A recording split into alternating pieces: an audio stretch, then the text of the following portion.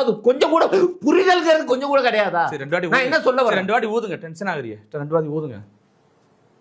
எப்போ ஊதுன்னு எப்படி ஊதுன்னு எங்களுக்கு தெரியும், புரியுதுங்களா? உங்க விஷயத்துக்கெல்லாம் நான் ஊத முடியாது, நீங்க சொல்லி நான் ஊத முடியாதுங்க. நான் நினைக்கிறேன் நான் ஊதணும்னு, நான் ஊதுவேன் அப்படின்னு நான் நினைச்சேன்னா நான் ஊதுவேன். இந்த பழைய படம் பாத்தீங்கன்னா, இந்த பிரபு படம் செந்தில் கவுண்டமணி ஒரு காமெடி இருக்கு, மைக் செட் வச்சிருப்பாரு.